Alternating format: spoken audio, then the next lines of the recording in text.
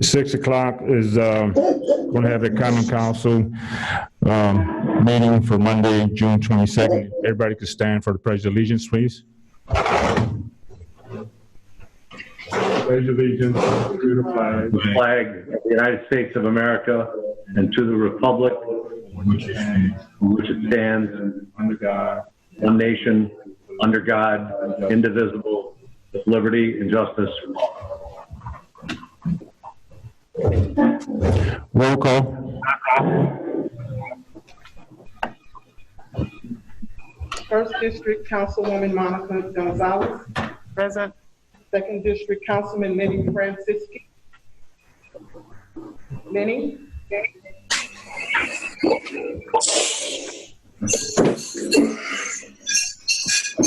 Lenny?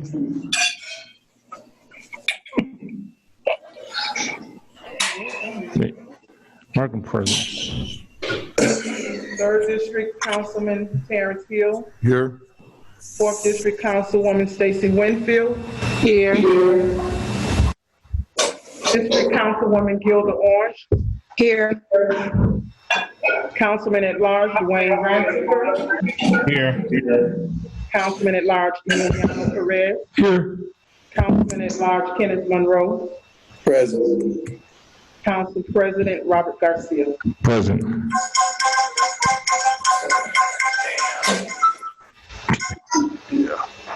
Thank you. Any minutes of the council meetings? Yes. Is it me or is it the volume very low? The volume?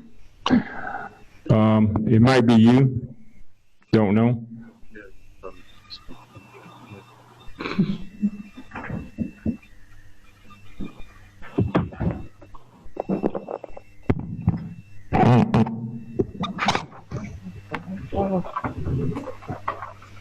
Okay.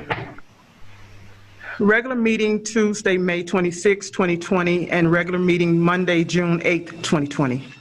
There's a motion to accept these minutes. So moved. Second. Second. Motion made by Councilman Perez, seconded by Councilwoman Gonzalez. Any questions? No questions? Roll call. Gonzalez? Yes. Francisci? Yes. Hill? Yes. Winfield? Yes. Orange? Yes. Rancifer? Yes. Perez? Yes. Monroe? Monroe? Yes. Garcia? Yes. Any communications from the mayor? No. Any accounts payable? Yes, accounts payable warrant 062220CC, 062220LA, 060320CC, 061120CC. Is there a motion? So moved. Motion made by Councilwoman Gonzalez, seconded by Councilman Monroe. Any questions? Hearing no questions, roll call. Gonzalez? Yes. Francisci? Yes. Hill? No. Winfield? Winfield? Orange? Yes. Rancifer? Yes. Perez? Yes. Monroe? Yes. Garcia? No. God damn. Oh, excuse me. Payroll warrant biweekly 061220. So moved. Second. Motion made by Councilman Monroe, seconded by Councilwoman Gonzalez. Any questions? No questions, roll call. Gonzalez? Yes. Francisci? Yes. Hill? Yes. Winfield? Winfield? Yes. Orange? Yes. Rancifer? Yes. Perez? Yes. Monroe? Yes. Garcia? Yes. Any committee reports? No committee reports. Any board reports? No board reports. Any ordinance on the first reading? Yes, ordinance 20-0008, sponsor Councilman Emiliano Perez, an ordinance of the Common Council of the City of East Chicago, Indiana, establishing the 2020 homeowner storm relief program. There a motion on the floor? So Mr. moved. President, I make a motion that we read it on first and second reading. Is there a second? I second. Motion made by Councilman Perez for first and second, seconded by Councilwoman Gonzalez. You want to explain it, Councilman Perez? Yes, sir, Mr. President. After several meetings out in the community with homeowners who suffered from the flooding of May 23rd and 24th, it became apparent that a lot of them needed some help out in the community to do some cleanup. We're never going to be able to replace what some of these people have lost. I had a meeting at my house alone where I had 30, 40 people there. And some of the testimony about what they lost, their personal effects, and you'll never replace that, but a small token from us to them to say, we're with you, we want to help you during this time, is what I'm looking to do here with this. It would only be for homeowner-occupied residents.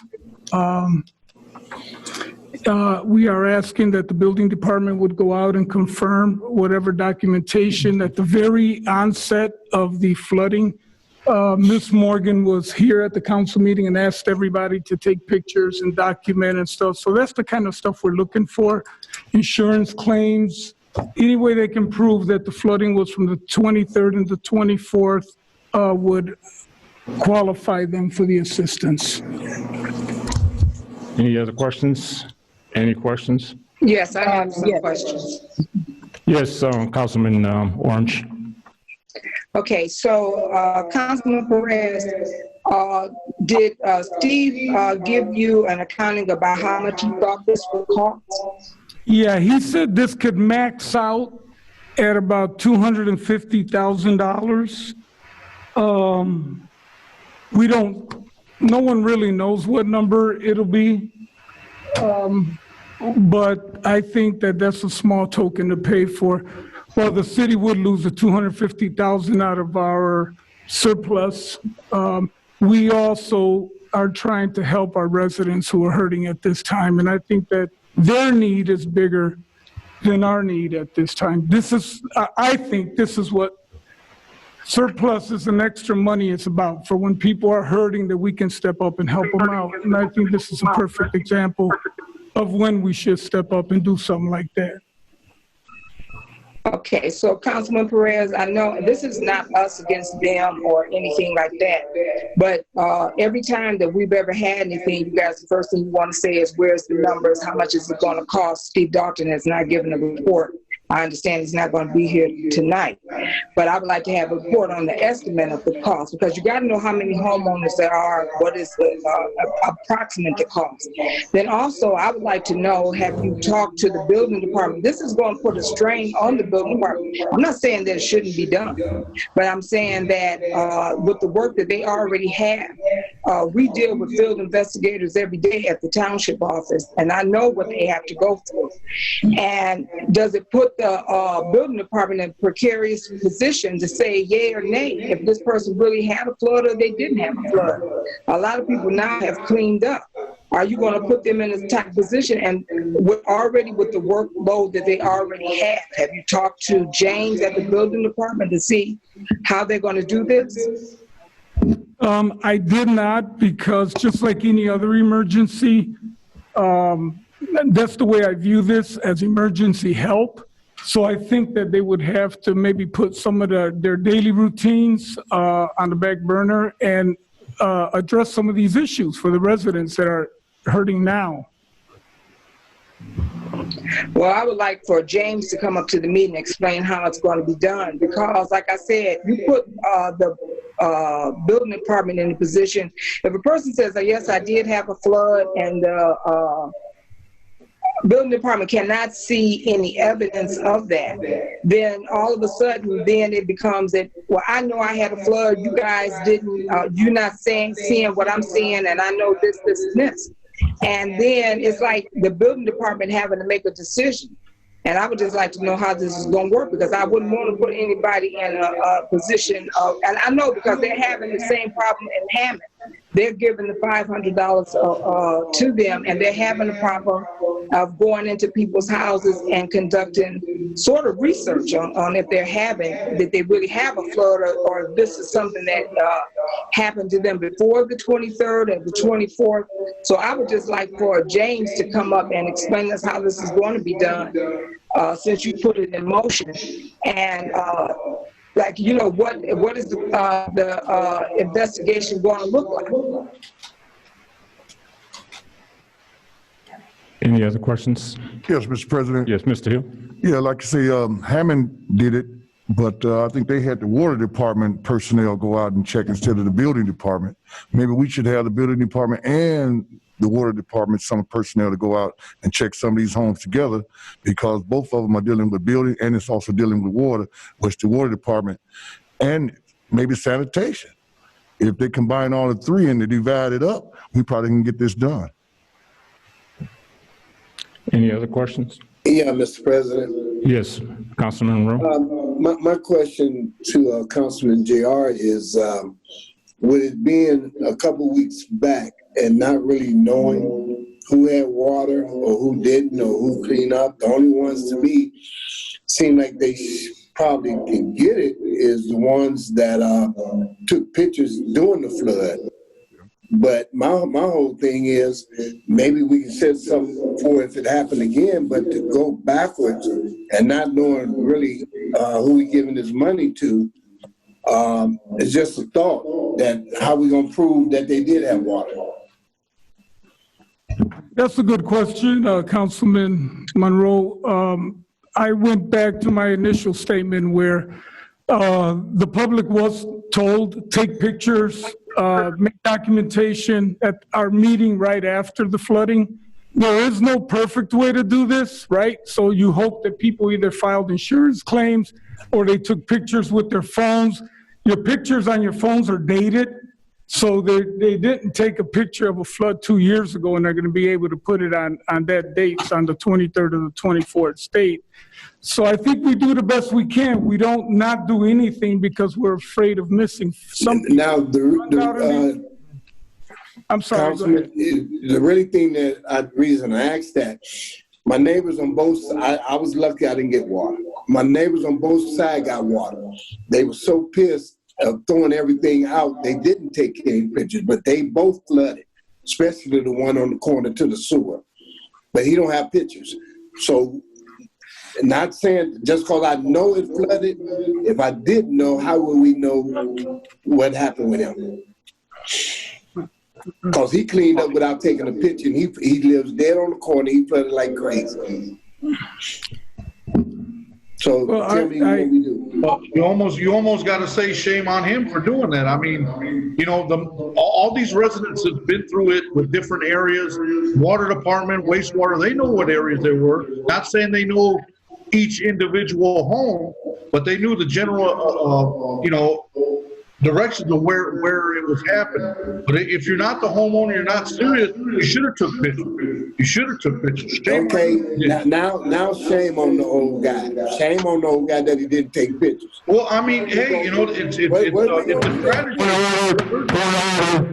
want to have one person talking at a time.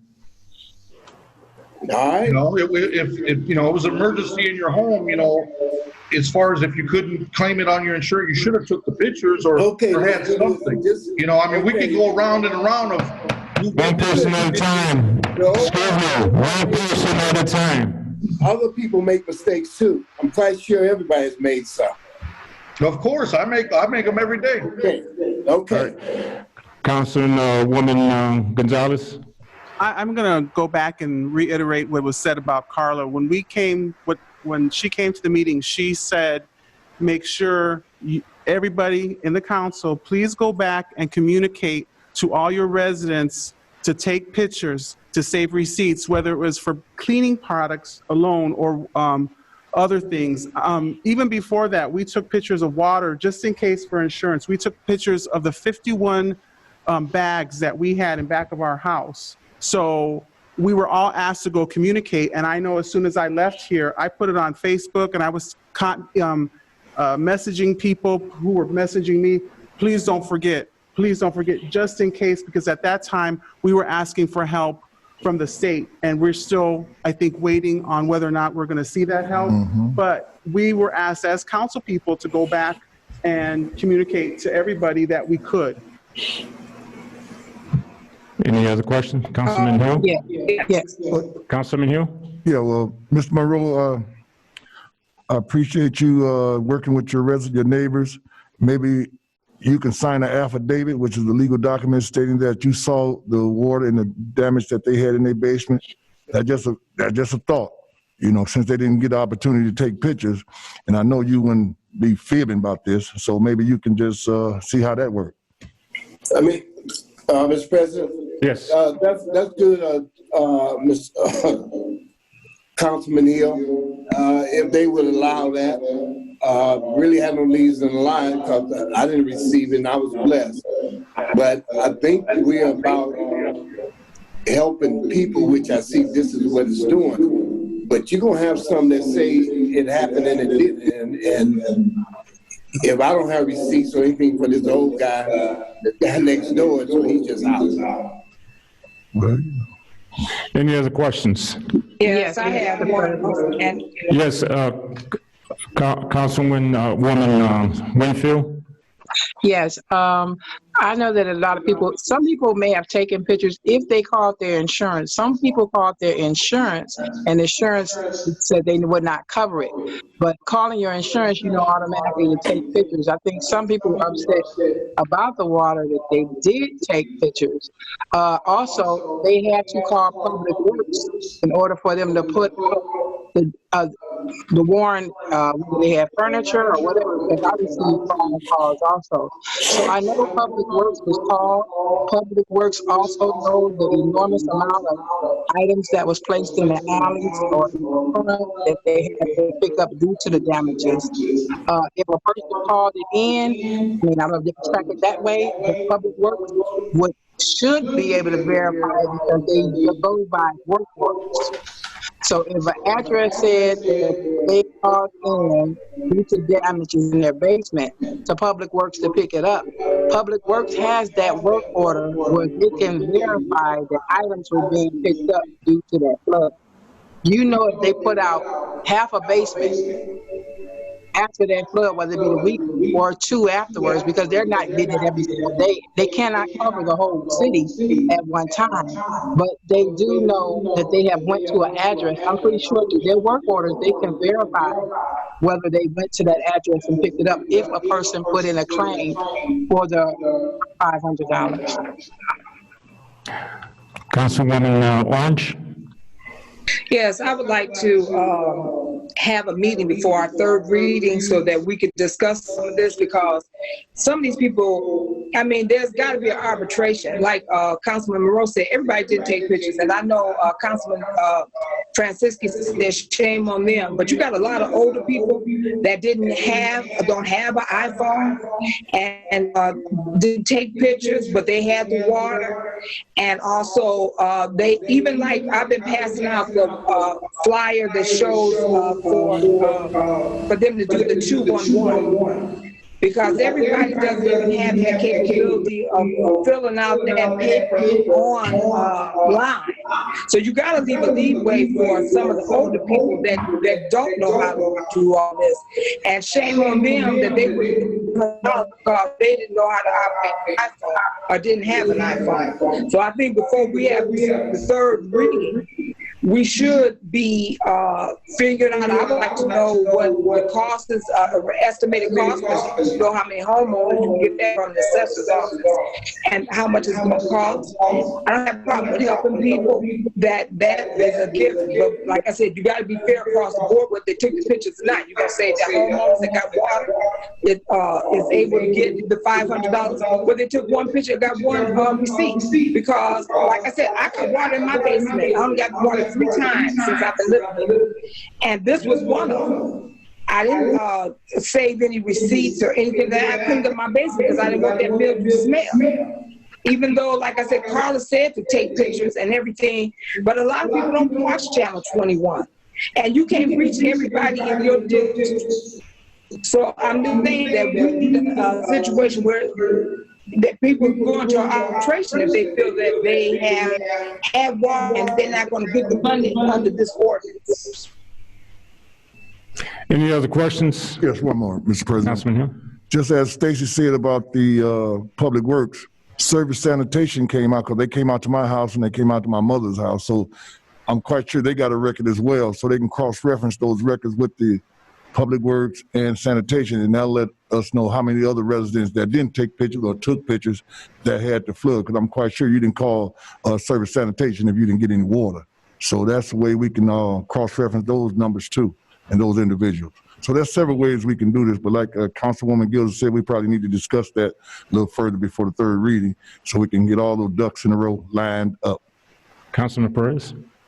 I just wanted to point out that the ultimate one that's going to go out and inspect and make a decision whether or not there was credible damage will be someone from the building department. And nowhere does it state that they have to have pictures. That's one form of proof. Insurance claim file is another one. Common sense is another one. I mean, if guys go down there and everything is still soaking wet down there, I mean, that's another. So I think that we, together with the administration, can be as flexible as we want to help people, right? And to try and get them the assistance that they need in their hands. Another thing is, I don't want everyone to walk away thinking this is 500 automatic for, it says up to 500.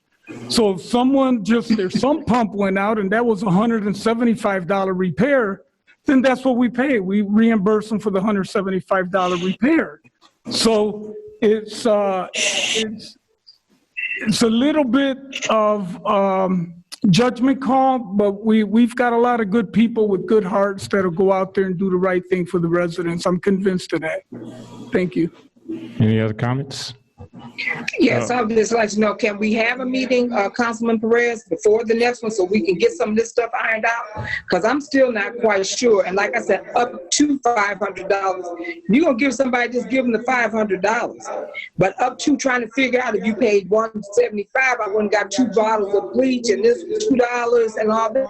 It'd be better to give the homeowners just $500 across the board if you're going to give them something. Then for them to try to figure out what they spent or anything like that. Well, anytime you're going to get a reimbursement of any sort, you have to prove some sort of expenditure. But if you'd like to make an amendment, I'd be happy to accept it, that everyone is 500 across the board without showing up in. I would like to have a meeting and after this, before the next reading, and we can all sit down and talk about it, because more than just me have concern.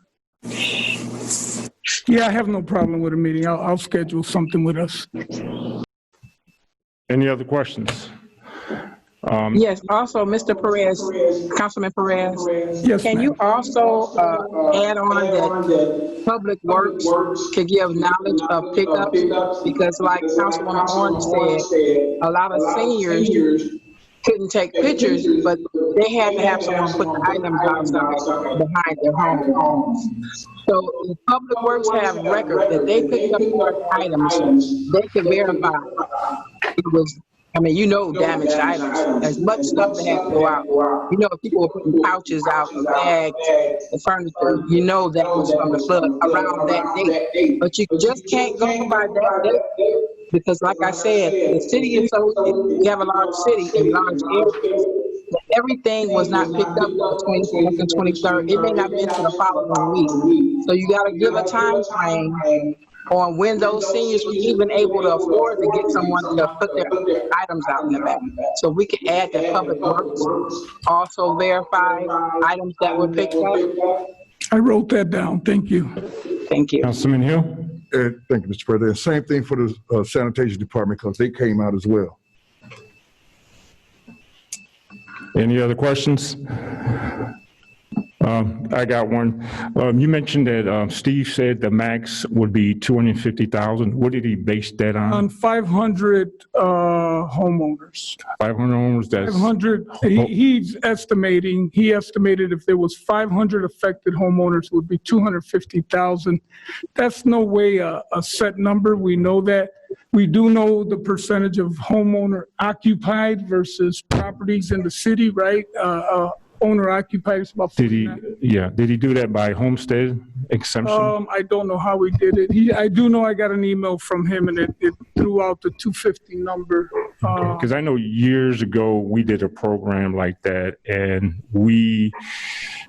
the qualifying factor was they had to have a homestead exemption because they had to live at home. And that is also in the ordinance. Okay, but I think this is an excellent ordinance that we could go forward with.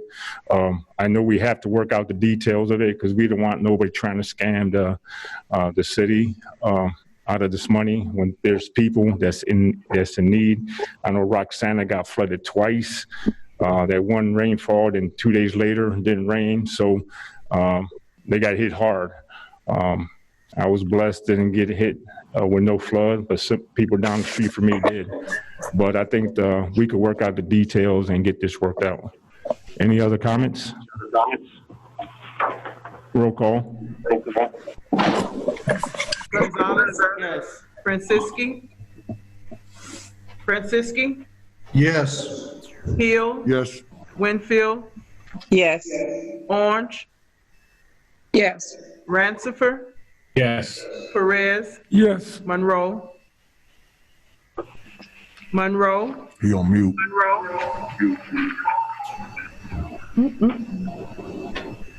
Yes. Garcia? Yes.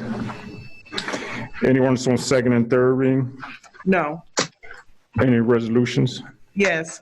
Resolution 20-0007, sponsor Councilman Robert Garcia.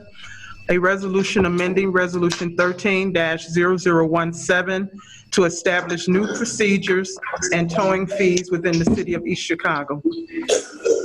Need a motion? So moved, Mr. President. Motion made by Councilman Perez, second by Councilman Monroe. Any questions? Yeah, I have a question, President Garcia.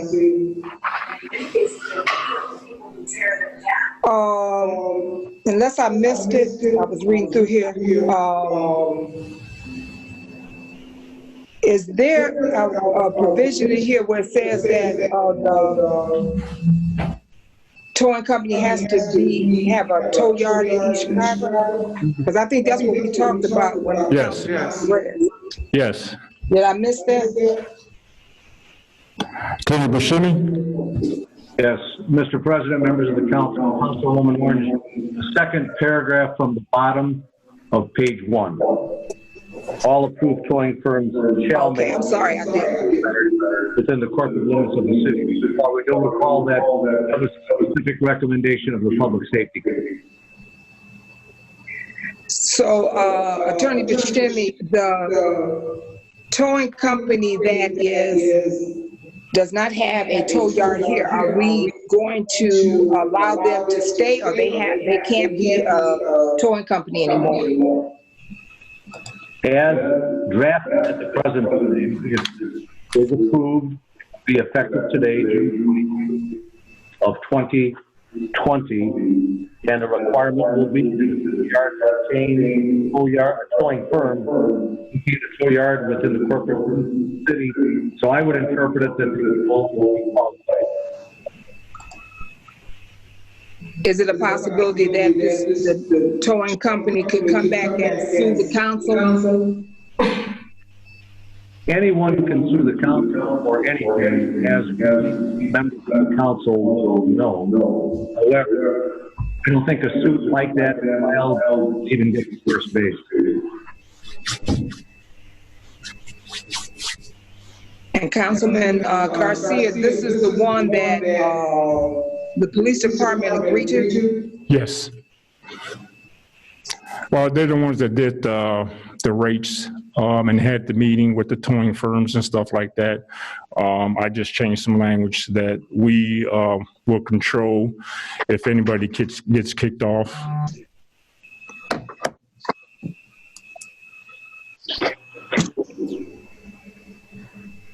Any other questions? Hearing no questions, roll call. Excuse me, Robert. Hold on. Yes, Councilman Franciski? Does any of these firms right now have a contract with us, or they're just, do they have contract with the city? No. Okay, so then, okay. All right, that was my question. Okay. Roll call. Gonzalez, Yes. Franciski, Yes. Hill, Yes. Winfield, Yes. Orange, No. Rancifer, Yes. Perez, Yes. Monroe, Yes. Garcia. Yes. Resolution passed. We're under old business. I got Mr. Morrisroe here to represent to talk about the gas station on Chicago Avenue and Euclid. We had quite a few people talk about it. Residents in that area did a petition. I talked to Mr. Morrisroe. He informed me that was zoned already commercial and that they were within law to do it. But I know I got a lot of phone calls and a lot of people knock on my door. Mr. Morrisroe? Mr. Allegretti also has been trying to contact us by phone. Is he currently with us? So the two of us are here this evening. I think I'm here. Allegretti here. Property at 1305 to 1319 East Chicago Avenue was vacant for a long time. During the last 2 or 3 years, there was expressed interest both of St. Catherine's Hospital and of the owner of Golo, the gas station across the street, Mr. Saeed. The hospital did not get authorization from the network that is the community health network, and as a result, assistance of Mr. Saeed, he expressed interest, applied for the property February 21st of 2019. He applied before the Plan Commission with the design that we have given you today and which is available, will be available for those council people who are not here this evening. In fall of 2019, it was approved. Among those who was there was Councilwoman Vasquez of the 4th Councilmanic District in which this property lies. The sale was in December of 2019. The zoning, which is in, there are two parts of the zoning code. One is C1, a neighborhood retail district, and that is section 156-185. And in that it has, this is now a neighborhood retail district, which is even less, has even less requirements, or rather more requirements than does the C2. Filling station is number 7 on that as a allowable use. And then it goes on in section 156-200 and says that any use permitted in the C1 neighborhood retail district, provided that the gross floor area shall not apply. And this is allowable and was allowable. At least to date, such use of property has not been a matter of a referendum for the neighborhood, but has been a matter of what the zoning code allows. And this was clearly allowable. Some might have preferred that the hospital located there, but that did not happen. If I could, the design of the building we've presented to you. You asked a question about the traffic. I spoke with the city engineer. If you would like, they can do a traffic study of that community. We're aware of the school, which is catty corner from the property, and of the interest of the school in possibly buying some of the property directly across the old Zaleski Hotel and Tavern. What I understand is, at first they were asking the city to donate the property to the school, and then they made, at least my understanding, a relatively minor offer for the property compared to what its assessed value was, and that has not, at least to date, gotten that property. Where are the petitions, the phone calls that have come? There was no interest in any of this until about a month and a half ago. At least that's when it began to appear on my screen. And I'm here today to ask her any questions that you would like to have addressed. Any questions? And Mr. Allegretti would like to speak briefly, if he could, in that he was aware of this and worked with the mayor's planning group as this was decided. Mr. Allegretti, you have anything to add? Nothing to add, thank you. All right. My council members, any questions? Councilman Hill? Yeah, with this filling station, this gas station going up, will they be allowed to sell liquor in that gas station? No, they will not. There's one gas station in the city that is allowed to sell liquor, and that was really a matter of the man who was representing the city on the liquor board at that time, not objecting as strenuously should, and that's the one on the west side of the street in the Roxana community across from the South Shore Station. There's another one sells liquor on Chicago Avenue too, right across from the health center, the health doctor's office there too. See, I didn't want them selling no liquor out of this one because, you know, you got the school there and all that other stuff. So. I'm not aware of the second one. Yeah, the second one is right there on Chicago Avenue, next door to the Supersonic Car Wash. Okay. Yeah. They may have had that license for some time. I understand. Any other questions? Yes, Mr. President. Yes. I did ask at the planning commission meeting about the corner cuts, the traffic study. Also, who's controlling that light with the school for the students that will be crossing that. I have received phone call messages like on a daily basis from people that have signed the petition or people that actually that's hearing about it. So I'm waiting on the information to get back from the engineer with that information. Any other questions? Yes, I have a question. Go ahead, Councilwoman Orange. Mr. Buscemi, is there anything that we can do to stop this gas station? Mr. President, members of the council, Councilwoman Orange, based upon the presentation made by Mr. Morrisville, that location, that use, a gas station at that location, the southwest corner of Chicago Avenue, is permitted by the zoning code, and the council would have no authority to stop that use from being installed. Okay, thank you. Councilman Perez? Mr. Buscemi. Mr. Buscemi, Yes, Councilman. could the city council put limitations on the egress and ingress of the property? For example, not allowing it to come out onto Euclid, but only Chicago Avenue so that the cars are not peeling out of there and going into a residential block. Could we do that?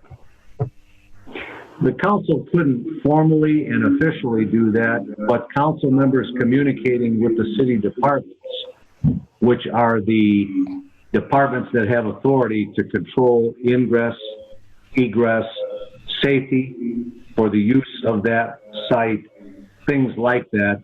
The planning department is typically the appropriate hands-on location where council members certainly can clearly make their wishes heard and understood, and that's the appropriate way to have safe use of the property. Mr. Morfro, could you please make note of that? I have been making. Yes, that I would like to see the Euclid Avenue access closed off, maybe walled off, so they only have entrance and exit through Chicago Avenue. I happen to live next to one of these, okay? On Indianapolis and Michigan there, in Carroll. And I'm telling you, it's horrible. It is horrible living next to one of these.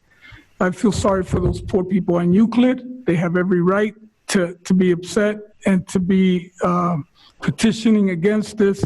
But I think it would go a long way if we closed off the entrance and exit off of Euclid. If I may, there's also a car wash at the one near you, which I think generates some of the problem traffic. I would simply point to the gas station across the street. I think Mr. Sahi has run a fairly decent operation within eyesight of, as we leave this council. There are a couple of stations that have some serious problems. When I mentioned to Mr. Sahi the petitions and the concern about his locating, he mentioned that at least one of them was he felt the management was kind of low-life, and that was the problem as much as the fact that it was a service station. Councilwoman Gonzalez? I was just wondering, when do they have a date to break ground yet? I think they're already breaking ground. They've surrounded it with the fence. I see some piles of dirt there. And when is it supposed to be completed? I assume before winter breaks, but I do not have that exact date at the moment. I can try to get that for you. Any other questions?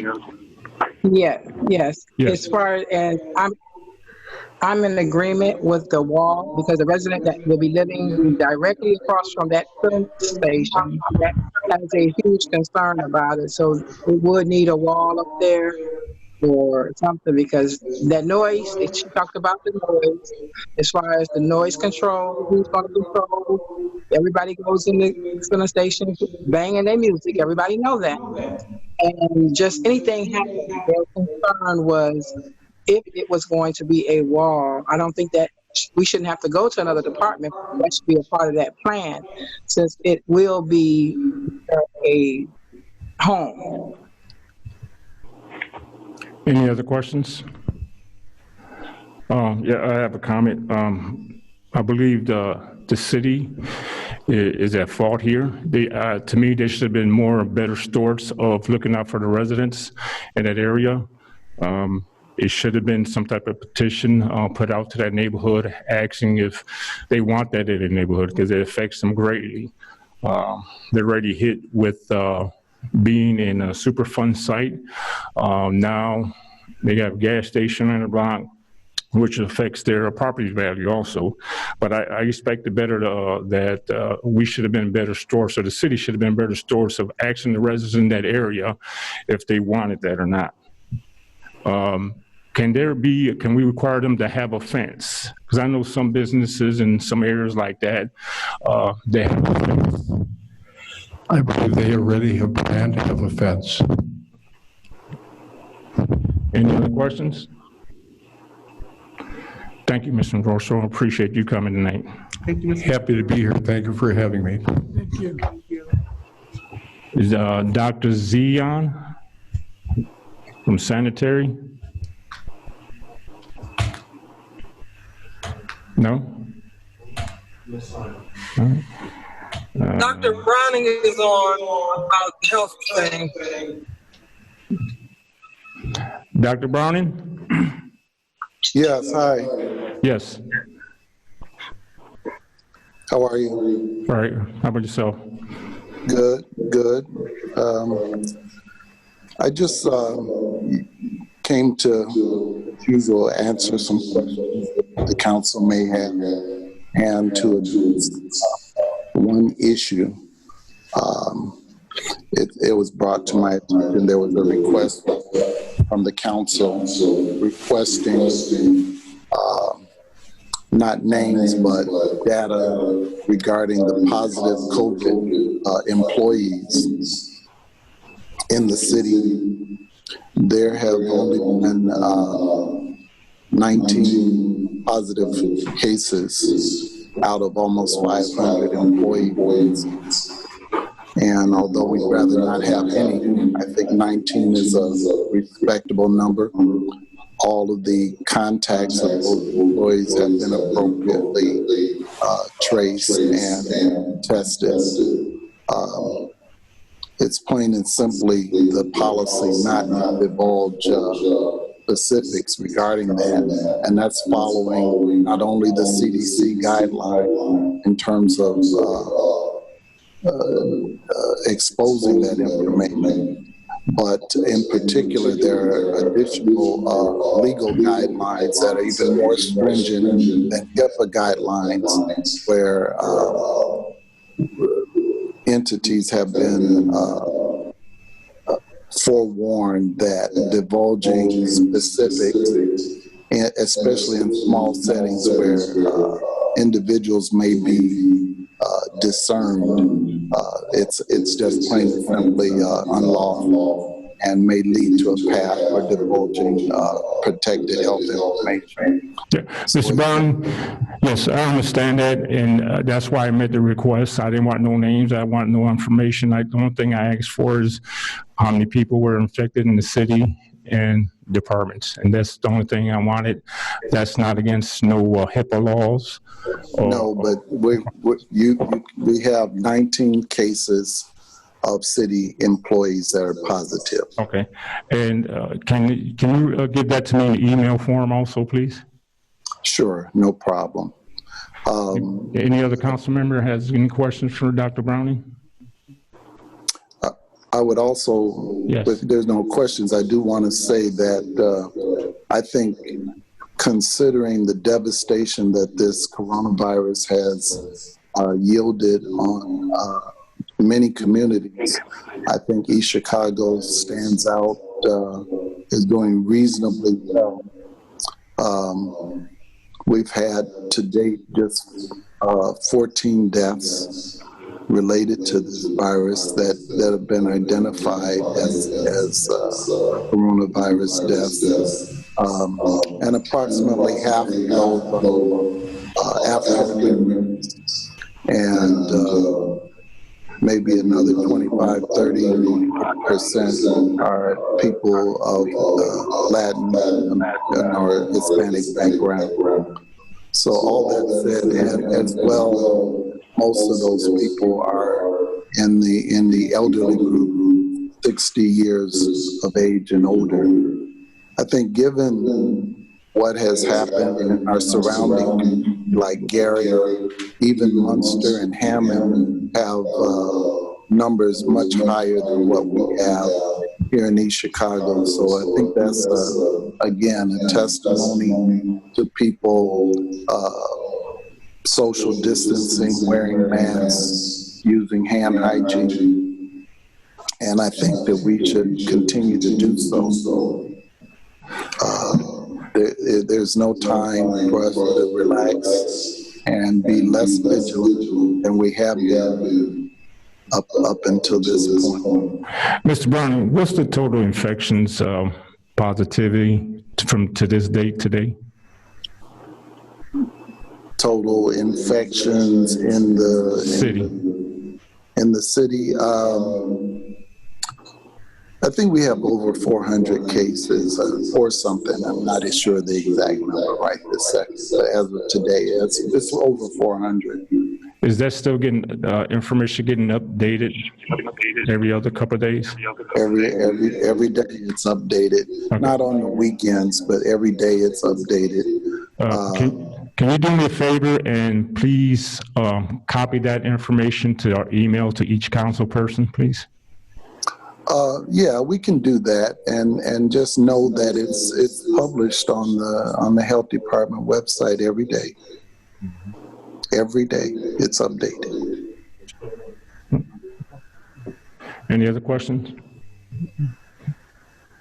Thank you, Dr. Browning. Thank you, Dr. Browning. Thank you. You're welcome. I'd like to invite city council members to stop by the Health Department and meet with me, and we can discuss what we're doing in more detail. Anytime. I'm usually there on Wednesdays, so just give a call and set up an appointment. I'd love to have you come by and see how we're doing. Thank you for the invitation, Dr. Brown. Appreciate it. All right. Thank you.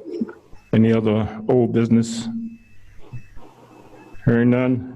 New business. Any? Sir, Mr. President? Yes, Councilman Hill. Yes, I would like to inform the 3rd District residents in the Calumet area that we will be breaking ground on our first new home in the next couple of weeks. James and I went out the other day to decide where we're going to break ground on the first home, so we decided. So I want my 3rd District residents to be patient, be happy, and be pleased, because we're getting ready to start this redevelopment throughout the 3rd District and the Calumet.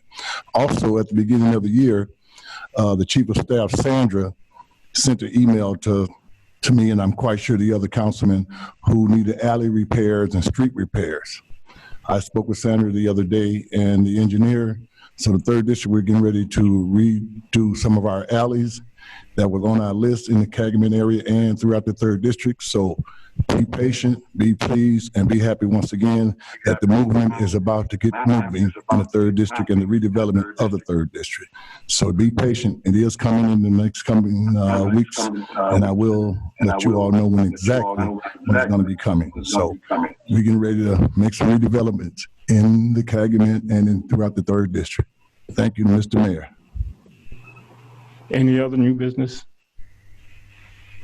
I got a couple of things here. Attorney Buscemi, I'd like to have you draw up an ordinance about us using Heritage Hall for council meetings under this pandemic.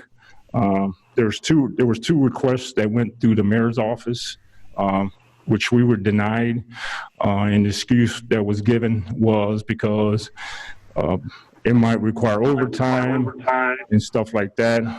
It's not a good enough reason for us not to use Heritage Hall. It's big enough venue that the whole council could sit.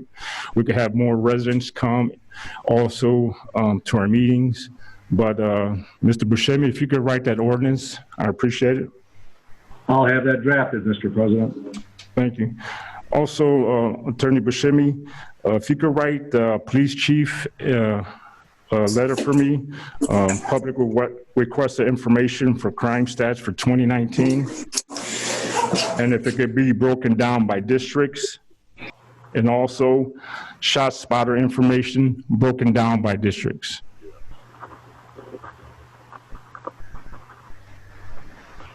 I've got it, Mr. President. Just going back to that ordinance to try to use Heritage Hall. If you could write that up as soon as possible. What I want to do is have a special council meeting Monday so we could vote on that. That'd be the only thing on our agenda. I think this pandemic calls for quick action. We need to have Heritage Hall to have our meetings and have the proper social distancing. So we might have, Mr. President? Excuse me, we might have a couple meetings. Yes, Councilman Monroe? If you don't mind, if I can put my name on that. Yes, yes, you can. Thank you. And Councilman Monroe and Councilman Hill, their names on that also. Any other new business? Mr. Garcia? Yes. Dr. Browning again, just one last thing. I wanted to let let the council know that there will be testing starting this Thursday. The Kerry Gosh School at the corner of Columbus Drive and Indianapolis Boulevard, Thursday, Friday, Saturday, and Sunday from 9 a.m. to 6 p.m. It's free. So everyone that still wants or needs to be tested should come there. Dr. Brown, do they need to have symptoms, or anybody could get tested? Anybody, any Indiana resident. Thank you very much. And we're looking at using the same facility for a permanent testing site. We don't have a final on that, but hopefully that will come to be as well. Thank you. Can you give us that date, Mr. President? The 25th, 26th, 27th, 28th? The 26th through the 29th, you said, Dr. Brown? Thursday, Friday, I'm not sure the date, so it's Thursday through Sunday. Okay, Councilman Gonzalez? Next week. It was posted on ECTV. It's the week of June 25th through the 28th, 4001 Indianapolis Boulevard, Kerry Gosh Early Learning Center, 9 a.m. to 6 p.m. Thank you, Councilman Gonzalez. All right. Thank you, Dr. Brown. Brings us to public expression. Rudy Velasco. Get through. Hello, everybody. My name is Rudy Velasco. Welcome to all the new committee members, council members. Look, I'm a resident of Roxana. I've been there since 2005. You know how many times we flooded? I can't even count anymore. You want to talk about a movement that's going to happen in the 3rd District? You probably better get a boat. If it's like Roxana, we're flooding all the time. Met with the city, came to Roxana in 2017, met with the doctor from the sanitation. The mayor, they said they would solve that problem in Roxana. It never happened. That was in 2017. We've already had several floods since then. As far as I wish you would give a flat fee for all the residents of Roxana. I got a neighbor that's 84 years old. He can't go down the stairs. Sanitation, there was only one person out there the day of the flood. How the hell are they going to get reports of where everything's going on? You're not going to keep track of that because of the lag. So I think we should just go with a flat fee for all the residents of Roxana. And let's get this solved. Enough is enough already. When I first bought my house in 2005, I had to look for a house in Roxana. There was only 3 houses for sale. In 2017, when this happened, there was over 10 houses for sale.